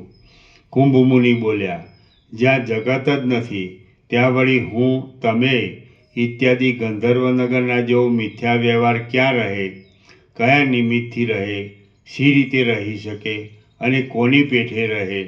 હે રાજા શિખીધ્વજ, માટે તમે શાંત સમુદ્રમાં પડતી ઘુમરીઓના ચક્કરની પેઠે આવી પડેલા વ્યવહારો કરવા છતાં સંકલ્પ વિકલ્પ છોડી શાંત મન રાખીને રહો. એ પ્રમાણે આ સઘળું જે કાંઈ છે તે શાંત બ્રહ્મરૂપ છે અને અહંકાર, જગત આદિ નામરૂપનું સ્વરૂપ તો આકાશના જેવું શૂન્ય છે. જે સર્વ સંસારને નામે દેખાય છે તે આદિ અંતરહિત આ ચૈતન્ય આકાશ જ માયાના સંબંધ વડે ચમત્કારવાળું થઈ જઈ પોતાના ચકચકાટથી દીપી રહેલું છે. જેમ સોનાના દાગીનાઓમાં તેના આકારની દ્રષ્ટિ મટી જતાં તે સુવર્ણરૂપ જ દેખાય છે, તેમ જગત આદિ પદાર્થોમાં નામરૂપ આદિની દ્રષ્ટિ મટી જતાં આ સઘળું બ્રહ્મરૂપ જ દેખાય છે. જેમ સ્વયંભૂ સમષ્ટિ દેહનો અભિમાની ઈશ્વરના માત્ર સંકલ્પરૂપ જ છે, તેમ પોતે હું એવો વ્યષ્ટિ દેહનો અભિમાની પણ જીવના માત્ર સંકલ્પરૂપ જ છે અને એ બંનેના બંધ મોક્ષનો આધાર તેવા અભિમાનનો સ્વીકાર કરવાની તથા તેવા અભિમાનનો ત્યાગ કરવાની સમજણ ઉપર જ માત્ર રહેલો છે. હું છું એવો સંકલ્પ જ માત્ર અનેક અનર્થો ઉત્પન્ન કરનારા બંધનમાં નાખે છે અને હું નથી એવો સંકલ્પ નિર્મળ સુખરૂપ મોક્ષ આપનાર છે. નિરંતર અનુક્રમે ઉત્પન્ન થનારા બંધ મોક્ષના સંકલ્પોનો અને નામરૂપનો જે સાક્ષી છે તે જ સત્ય છે અને બ્રહ્મરૂપ જ છે. તેને પોતાના આત્મારૂપ સમજવો એ જ મોક્ષ કહેવાય છે. હું નથી એવો અહંકારનો ત્યાગ થવો એ જ મોક્ષરૂપ સિદ્ધિ આપનાર છે અને હું છું એવો અહંકાર થવો એ જ અનેક આપત્તિ આપનારા બંધને ઉત્પન્ન કરે છે. માટે તમે હું અહંકારને રૂપે સ્ફુરી આવતો જ નથી એવો અહંકારનો ત્યાગ કરી શુદ્ધ જ્ઞાનવાળા અને એક સ્વરૂપમાં સ્થિતિવાળા થાઓ. સારી રીતે જ્ઞાન થવાથી ઉત્પન્ન થનારા સંકલ્પ ક્ષય વડે જ માત્ર મિથ્યારૂપે સ્ફુરેલો સંકલ્પ પોતાની મેળે નાશ પામી જાય છે કે જે મોક્ષરૂપી સિદ્ધિને આપનાર છે. સુખરૂપ અને તર્કમાં પણ ન આવી શકે તેવા પોતાના આત્મ સ્વરૂપ પરબ્રહ્મમાં કારણપણું ઘટતું નથી. કારણનો અભાવ થઈ જતાં કાર્યરૂપ કોઈ પણ પદાર્થ જ નથી. પદાર્થોનો અભાવ સિદ્ધ થતાં સંકલ્પનો કાંઈ વિષય ન હોવાથી ઘટતો નથી.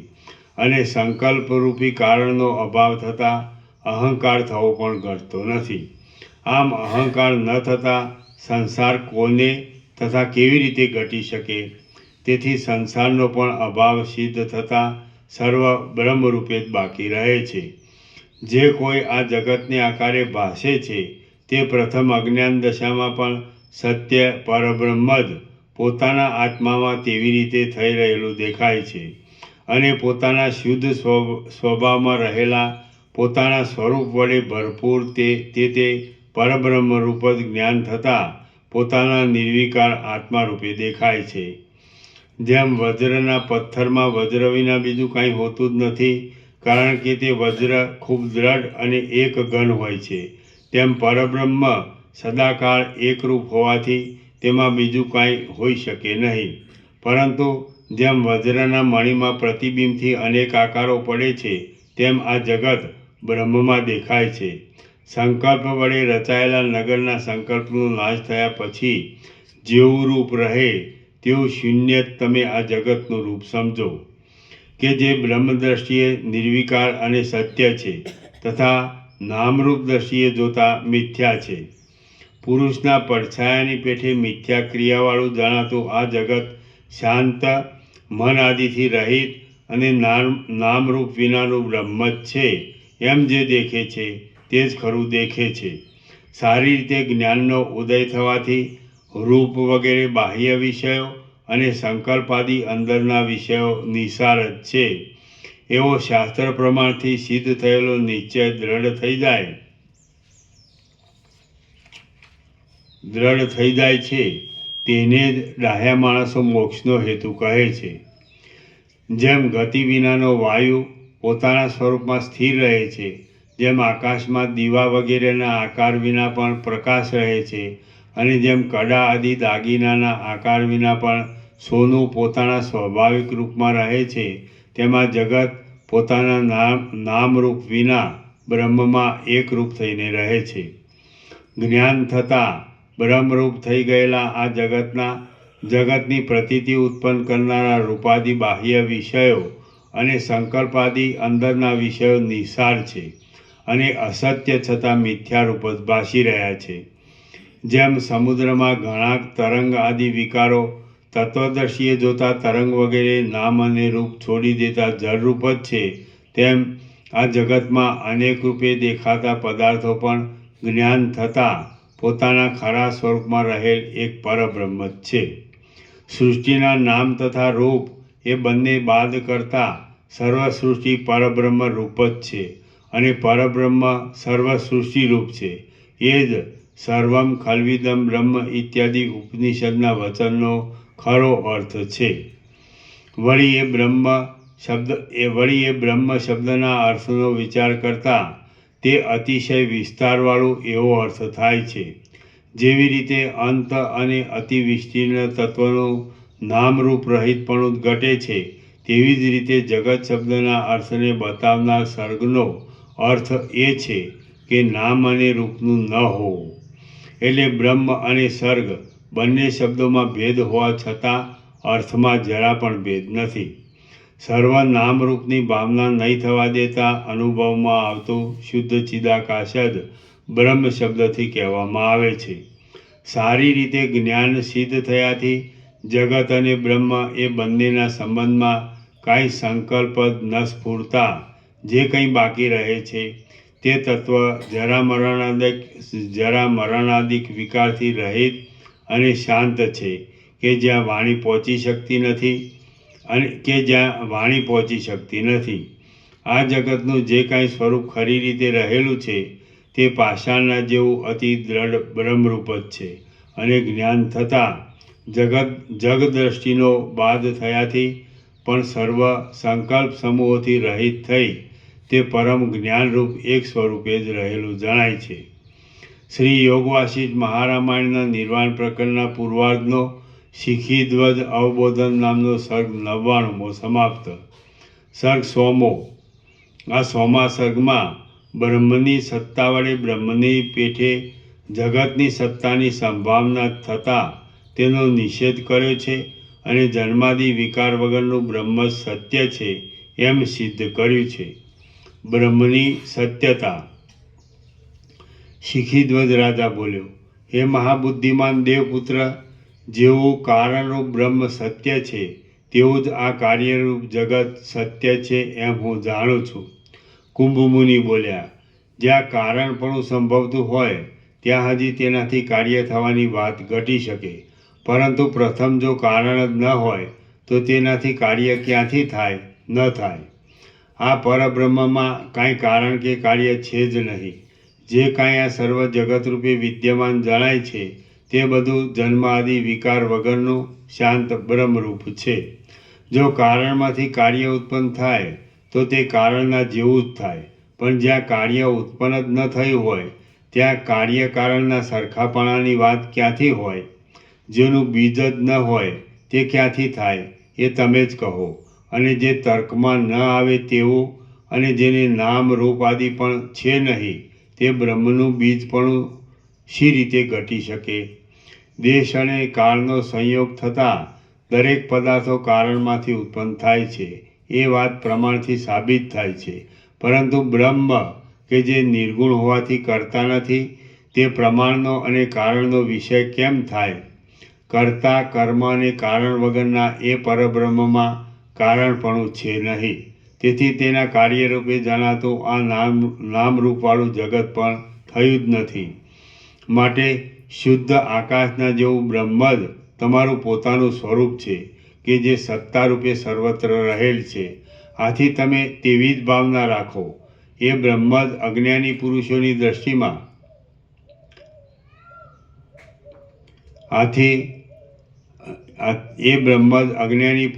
દ્રષ્ટિમાં જગતને આકારે ફેલાઈ રહેલું દેખાય છે અને તે જ નિર્વિકાર સત્ય બ્રહ્મ દ્રશ્યને આકારે બની ગયેલા ચિત્તની ભ્રાંતિથી જગતને આકારે ભાસે છે.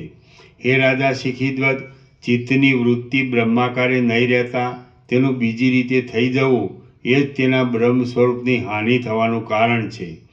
આ વાત તત્વજ્ઞ પંડિતોએ પોતે જાતે અનુભવેલી છે.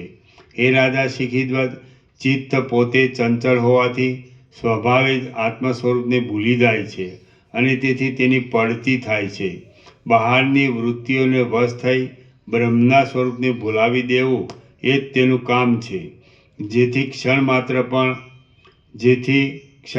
પણ જો તે આત્મ સ્વરૂપને ભૂલાવી દે તો તે ચિત્ત કહેવાય છે.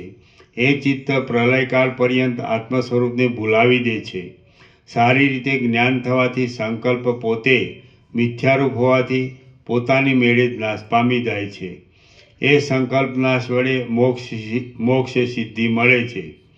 હે કમળ જેવા સુંદર નેત્રવાળા રાજા, વિશતિ પરમાત્મનેયકી ભવતી ન વસ્તમ તરતયાવતિશ્ચતે ઇતિ વિશ્વમ. જે પરમાત્મામાં પ્રવેશ કરે અર્થાત એકરૂપ થઈ જાય પણ જુદી વસ્તુ રૂપે ન રહે તે વિશ્વ. આ વ્યુત્પત્તિ પ્રમાણે વિશ્વ જગત પોતે જ પોતાના નામ વડે પોતાનો અભાવ અંગીકાર કરે છે. તો પછી તે વિદ્યમાન પરમાત્માથી જુદી સત્તાવાળું કેમ કહેવાય? જે પુરુષ ઊંચા હાથ કરી અતિ ઊંચા સ્વરથી કહે છે કે હું શુદ્ર છું તે બ્રાહ્મણ શી રીતે હોય અને તેનું બ્રાહ્મણપણું કેવું હોય? જે પુરુષ પોતાના રસ લોહી આદિ ધાતુઓ કોપી જવાથી જ હું મરી જાઉં છું એમ ઉચ્ચ સ્વરથી કહેતો હોય તેને તમે મૃત્યુની દાઢમાં આવેલો સમજો, કેમ કે તેનું જીવવું ભ્રમ માત્ર છે. ચક્રને આકારે ફરતા દેખાતા ઉંબાડિયાની પેઠે, ઝાંઝવાના જળની પેઠે, બે ચંદ્રમાની પ્રતીતિની પેઠે અને બાળકને ભયથી જોવામાં આવતા વેતાળની પેઠે અને બાળકને જે ભ્રાંતિ વડે જ આકારવાળું દેખાય તે કાંઈ સત્ય હોય? ન હોય. કેમ કે તે બધા પદાર્થોનું સ્વરૂપ જ એવું છે કે તે બીજાને ભ્રમ કરાવે. માટે પોતાની અંદર અજ્ઞાનરૂપી ભ્રાંતિ જ ચિત્ત શબ્દથી કહેવામાં આવે છે. અજ્ઞાન જ ચિત્ત કહેવાય છે કે જે મિથ્યા છતાં સત્ય જેવું ભાસે છે. પદાર્થોનું જો ખરેખરું સ્વરૂપ ન ઓળખાય તે અજ્ઞાન અને તેનું બરાબર સ્વરૂપ ઓળખાય તે જ્ઞાન કહેવાય છે. અજ્ઞાનનું જે હોવાપણું પ્રતીતિમાં આવે છે તે તો પદાર્થનું ખરું સ્વરૂપ જાણવારૂપી જ્ઞાન વડે નાશ પામી જાય છે. હે સુશીલ રાજા, જાંજવાના જે જળનું જ્ઞાન થવું તે સાવ ખોટી ભ્રાંતિ જ છે, અને તે ભ્રાંતિ આ જાંજવાનું જળ નથી એવું ખરું જ્ઞાન થતાં નાશ પામી જાય છે. તે જ પ્રમાણે હૃદયની અંદર આ ચિત્ત છે એવો અજ્ઞાનરૂપી ગાઢ મેલ ચોંટી બેઠો છે. તે ચિત્ત જ નથી એવું ખરું જ્ઞાન થયાથી મૂળ સહિત નાશ પામી જાય છે.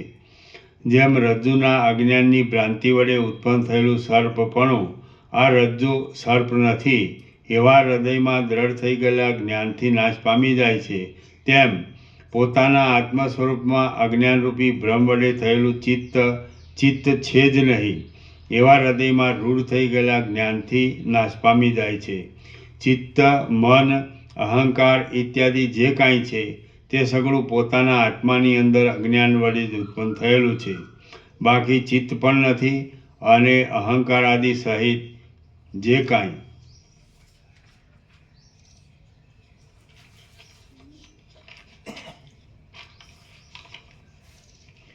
અહંકાર આદિ સહિત જે કાંઈ આ દેહ વગેરે છે તે પણ નથી, પરંતુ એકમાત્ર અત્યંત નિર્મળ આત્મા જ છે કે જેણે અજ્ઞાન વડે મૂઢ બની જઈ સંકલ્પ વડે ચિત્ત આદિ સર્વ કલ્પી લીધું હતું. હવે આજે સંકલ્પનો નાશ થઈ જતાં જ્ઞાન થવાથી એ મારા આત્માએ એ સર્વ ચિત્ત આદિનો મિથ્યા સમજી ત્યાગ કરી દીધેલો છે. હે મહાબાહુ રાજા શિખીધ્વજ, જેમ અગ્નિમાં જ્વાળાઓનો સમૂહ પવન વડે ઉત્પન્ન થાય છે, તેમ ચિત્ત આદિ જે સર્વ સંકલ્પ ઉત્પન્ન થાય છે તે બધું પાછું સંકલ્પનો ક્ષય થતાં નાશ પામી જાય છે. એ રીતે એક આત્મતત્વથી જ ભરપૂર અને સર્વત્ર પ્રસરી ગયેલી બ્રહ્મસત્તા વડે સમુદ્ર જેમ જળથી ભરપૂર થાય છે, તેમ આ સર્વ જગત ભરચક છે. હું નથી, તમે નથી, બીજા કોઈ પણ નથી, આ સર્વ દ્રશ્ય પદાર્થો પણ નથી, ચિત્ત પણ નથી, ઇન્દ્રિયો પણ નથી અને આકાશ પણ નથી. એક ફક્ત નિર્મળ આત્મા જ છે. એ જ આત્મા જીવનમુક્ત પુરુષોની દ્રષ્ટિમાં જુદા જુદા પદાર્થોના આકાર રૂપે દેખાય છે. તો તેમાં આ ચિત્ત છે, આ પદાર્થ છે અને આ હું છું એવી દ્રષ્ટા, દ્રશ્ય અને દર્શનરૂપી ત્રિપુટીની ખોટી કલ્પના ક્યાંથી જ હોય? આ ત્રણેય લોકમાં કોઈ ઉત્પન્ન પણ થતું નથી અને કોઈ મરતું પણ નથી, પરંતુ કેવળ અનિર્વચનીય માયા વડે ચેતન સ્વરૂપ પરબ્રહ્મનો જ આ સઘળો ચમત્કાર છે. એકવાર ભેદભાવે સ્પષ્ટ જોવામાં આવતું આ સઘળું આત્મ સ્વરૂપથી વ્યાપી રહેલ પરબ્રહ્મ રૂપ જ છે. દ્વિત્વ કે એકત્વ એ કશું છે જ નહીં. તેમ ભ્રાંતિ કે મરણ વગેરેથી થતો ભય એ પણ બ્રહ્મ વ્યતિરિક્ત કાંઈ વસ્તુ ન હોવાથી નથી. હે મહાબુદ્ધિમાન પ્રિય રાજા શિખીધ્વજ, સર્વ ઇન્દ્રિય સમૂહમાં અને તે વડે ગ્રહણ કરાતા સર્વ આકારોમાં સત્તારૂપથી તમે જ રહેલા છો, અને તેને લીધે તમારો દેહ થતો નથી અને ગુણદોષ વડે લેપાતા નથી. હે પ્રિય રાજા, તમે નિર્મળ આકાશરૂપ છો, મોક્ષરૂપ છો અને અનંત છો. તમારું કાંઈ નાશ પણ નથી પામતું અને કાંઈ વૃદ્ધિ પણ નથી પામતું. જેમ કળાઓ વિના ચંદ્ર દેખાતો નથી, તેથી કળાઓ પણ ચંદ્રરૂપ જ છે, તેમ ઈચ્છા, અનિચ્છા અને ક્રિયા એ સઘળી તમારી શક્તિ હોવાથી તે પણ તમે જ છો. સ્વભાવે જન્મ, જરા અને વધારા ઘટાડાથી રહિત, અનાદિ, ફક્ત એક જ વખતે દ્રઢ પુરુષાર્થ વડે અનુભવમાં આવતું, નિર્વિકાર હોવાથી સદા એકરૂપ, કલ્પના વગરનું, નિર્મળ, કળા જગતની કારીગરી રૂપી લીલાને ધારણ કરનાર, સત્તારૂપે અનુભવમાં આવતું અને સર્વના કરતાં પ્રથમ સિદ્ધ થતું એવું જે કાંઈ છે તે જ આત્મતત્વ છે. શ્રી યોગ વાસિષ્ઠ મહારામાયણમાં નિર્વાણ પ્રકરણના પૂર્વાર્ધનો શિખીધ્વજ પરમાત્મ બોધન નામનો સર્ગ 100મો સમાપ્ત. ઓમ ઓમ ઓમ. પાના નંબર 1078. પ્રસાદ આપી દો.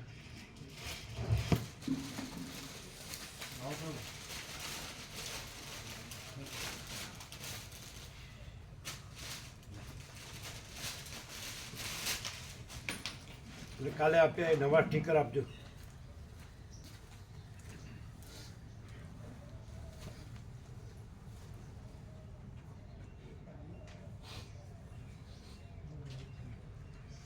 રઘુવાતે બધાનો ફોટો પાડીએ. કાલે નવા સ્ટીકર આપ્યા લઈ લેજો. હા આવી જાઓ હવે.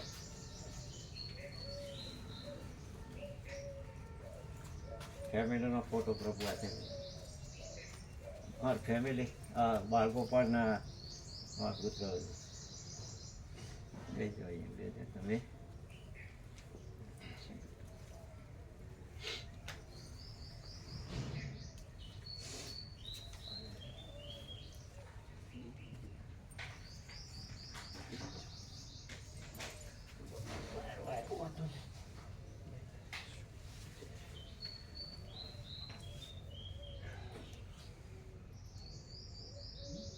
ફોટો આપવા તું પેલું બસ બે રમણ પ્રભુ આવજો. તમે બધા બેસી જાઓ. જ અર્પિત તૈયારી રમણ પ્રભુ આપો. અર્પિત તું આય. હો બેસી જાઓ.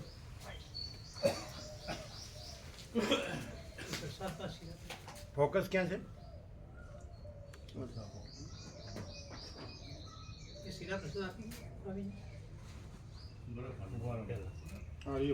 હા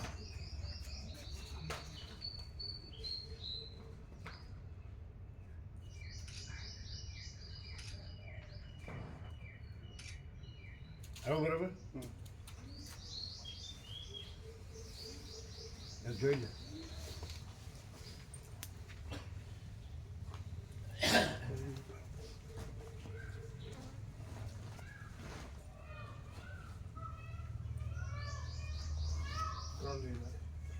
તમે થોડા પાછળ આવી ગયા.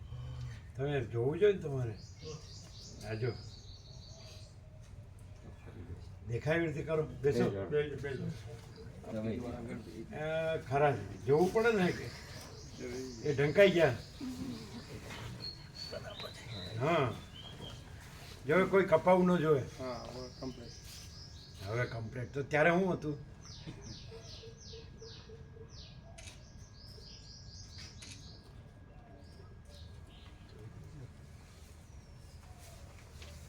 આવ્યું તો બરાબર પણ તમે ઢંકાઈ ગયા.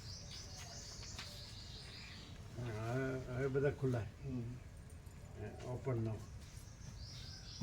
બરાબર. જો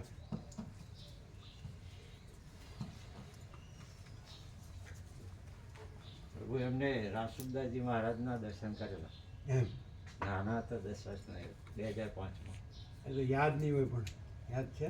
થોડું થોડું ન યાદ નહીં. નાની ઉંમર હતી ને. હા, એમના નાની ઉંમરમાં દર્શન. એમના મામા ખરા ને એ બાળ બ્રહ્મચારી છે. એ તેઓ રાસુદાજીની સેવામાં હતા. ઓહ એ વખત હરદ્વાર એ ગયેલા. તો અત્યારે એ ક્યાં છે? યાદ તો અત્યારે ઘરે નાનીની સેવા કરવા ગયા. એમના મધર ખરા ને એના મધરની સેવામાં ક્યાં આગળ? તેઓ બોરિયાવી ગામમાં ક્યાં આવ્યું? બોરિયાવી મહેસાણા જોડે. એટલે બાલ બ્રહ્મચારી જ છે. હા પહેલાથી સંતોમાં જ રહેલા છે. અને હરિદ્વાર હરિદ્વાર વધારે હરિદ્વાર ઋષિકેશ. હરિદ્વાર ઋષિકેશને વધારે. હા રામસુખદાસજી ત્યાં હા ત્યાં ત્યાં સત- હતા. એ સેવા સત્સંગ કરતા ને.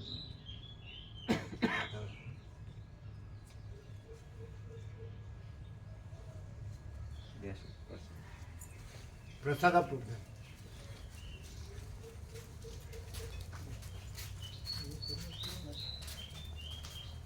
પેલા આ લોકોને આપો જે આવ્યા છે ને આપો. આવ્યા છે ને આપો.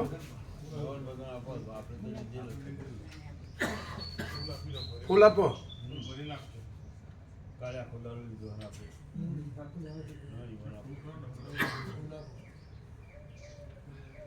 એ પોતે ઓછું લે છે એટલે બધાને ઓછું આપે છે.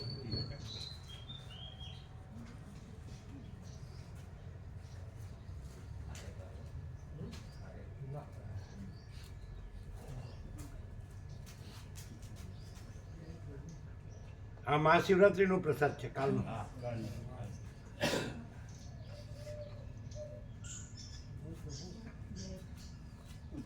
આ બગડે નહીં ને આ પ્રસાદ. જો જો વાપરો જો બરાબર છે. બરાબર બરાબર.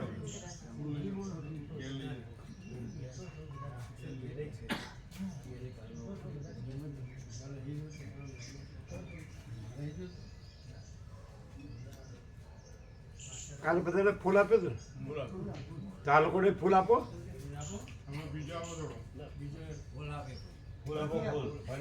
એ હાથ એ ટૂંકો હાથ છે બહુ. આપણે તો આખો દાડો તમે 2 ટાઈમ નતો લીધો. પડ્યા ભરજો બધા 0-0 કરજો ને અમે રવા દીધા વગર. હા એ આપી જાઉં મળીએ એવું એવું જ બરાબર છે ને. એટલે કાલે ફલાહારનો પ્રસાદ જ હતો બધો. બીજું બધું અપાઈ ગયું ને. બીજું તો આપી ગયું.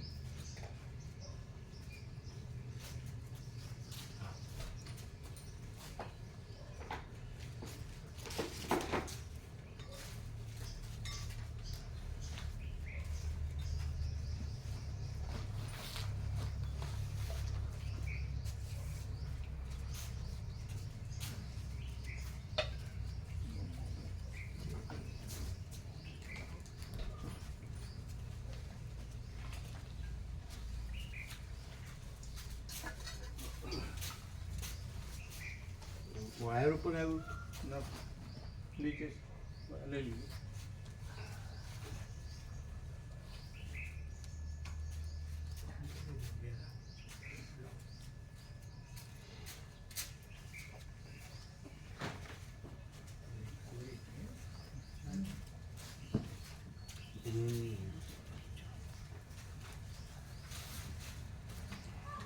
આ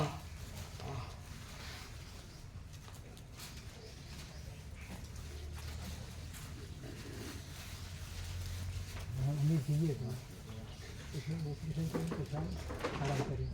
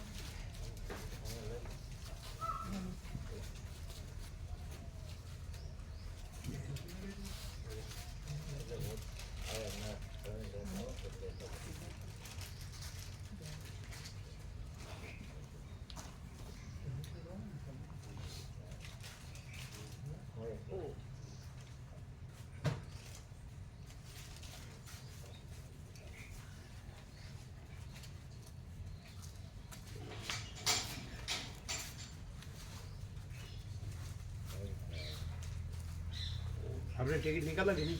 नहीं क्यों? 20 तारीख के बाद आप बोले थे ना पहले महाशिवरात्रि करके ऐसा. रामधुन के बाद 19-20 के बाद रामधन कहाँ? 19 तारीख में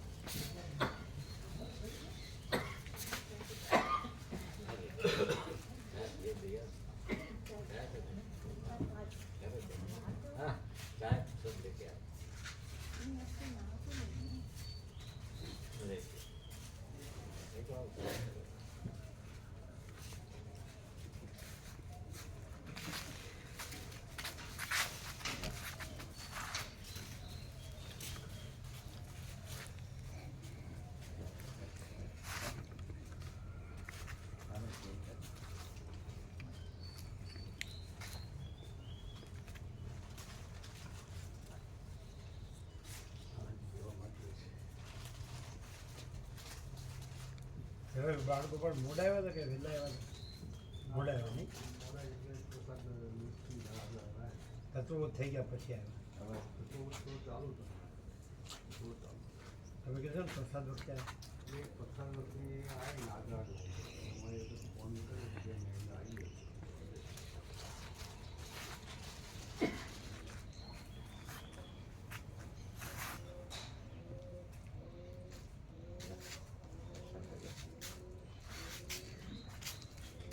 ઓગણીસ દિવસે બાપુરા એનો જેમ ઇન્દ્રપુર આવ્યા હતા ને તમે ઈશ્વર એમનું 45મું વર્ષ છે ઈશ્વરના આસનનો ઉત્સવ. બાપુપુરા એ ઈશ્વરની એટલે- કૃતિ છે. 9 વાગે આવી જજો. બીજા જેને આવવાનું જવાનું કહેજો. બધાને કહેવાનું હો. બીજા કોણ કોણ આવ્યા હતા?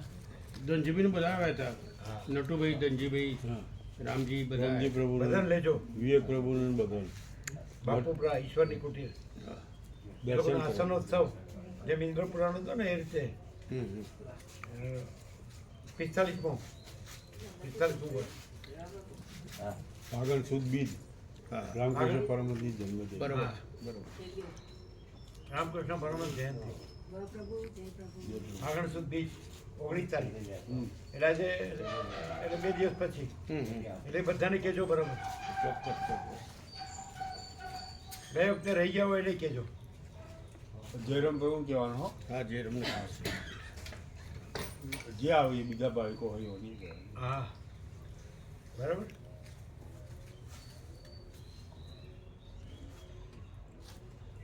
ઓગણીસમી ફાગણ સુદ બીજ રામકૃષ્ણ પરમહંસ જયંતિ એ લોકોનું ઈશ્વરનું આસન કર્યું એનું 45મું વર્ષ.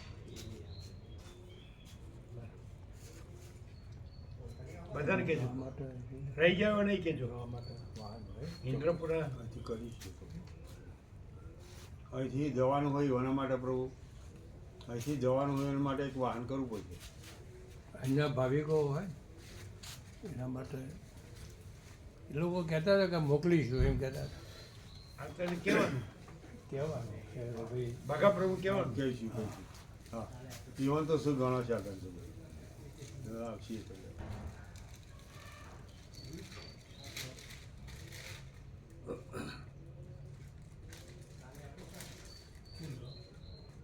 પણ તમે તો એક રહેશો ને રહીશું બધું. કારણ કે લોકેટ કી બધું કરવું હોય ના ને. ના નહીં કરવાનું. હા અમે રહીશું.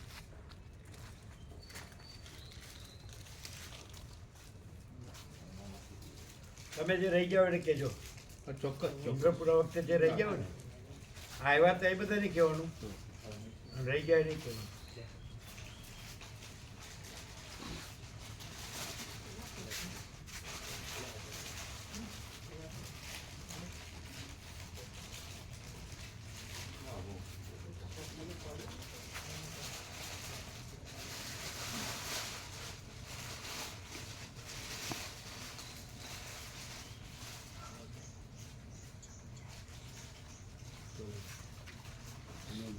એટલે લગભગ 9 વાગે નીકળી જઈએ તો ચાલે.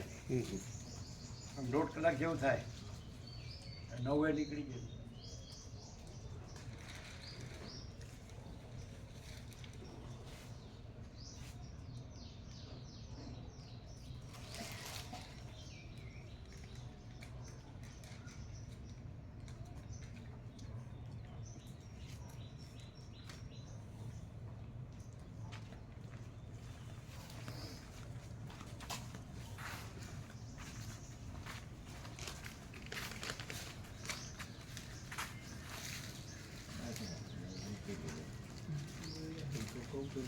હા મોકલો હા તમને કે બધા જાય હા પ્રભુ આ મોટા બાબા એ ગાંધીનગર